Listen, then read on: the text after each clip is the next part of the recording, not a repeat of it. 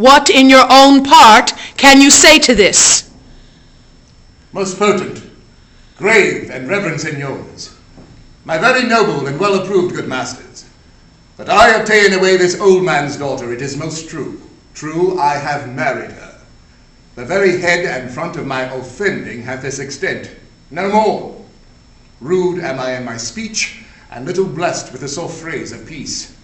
For since these arms of mine had 7 years' pith till now, some 9 moons wasted, they have used their dearest action in the taken field. And little of this great world can I speak more than pertains to feats of broil in battle, and therefore little shall I grace my cause in speaking for myself. Yet, by your gracious patience, I will a round unvarnished tale deliver of my whole course of love. What drugs, what charms, what conjuration, and what mighty magic for such proceeding I am charged withal. I won his daughter. Say it, Othello.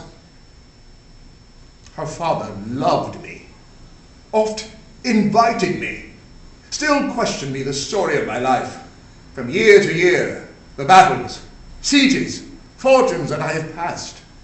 I ran it through even from my boyish days to the very moment that he bade me tell it, wherein I spoke of most disastrous chances, of moving accidents by flood and field, of hairbreadth scapes in the imminent deadly breach, of being taken by the insolent foe and sold to slavery, of my redemption bits, and portents of my travels' history, wherein of antres vast and deserts idle, rough quarries, rocks, and hills whose heads touch heaven.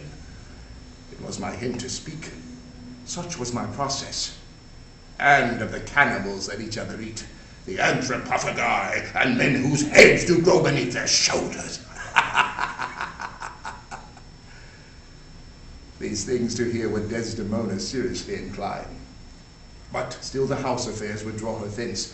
Whichever as she could with haste dispatch, she'd come again, and with a greedy ear devour of my discourse, which I observing took one suppliant hour, and found good means to draw from her a prayer of earnest heart, that I should all my pilgrimage dilate, whereof by parcel she had something heard, but not intentively.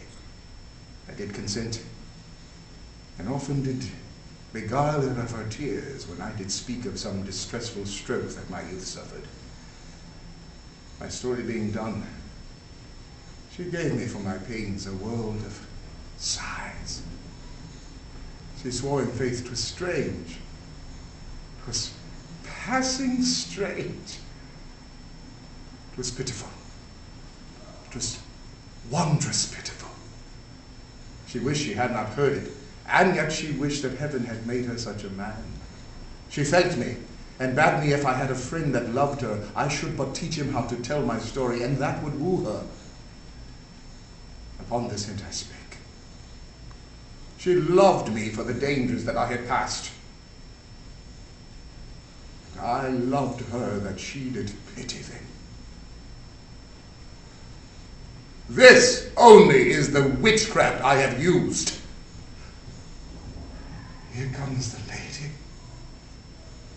Let her witness it.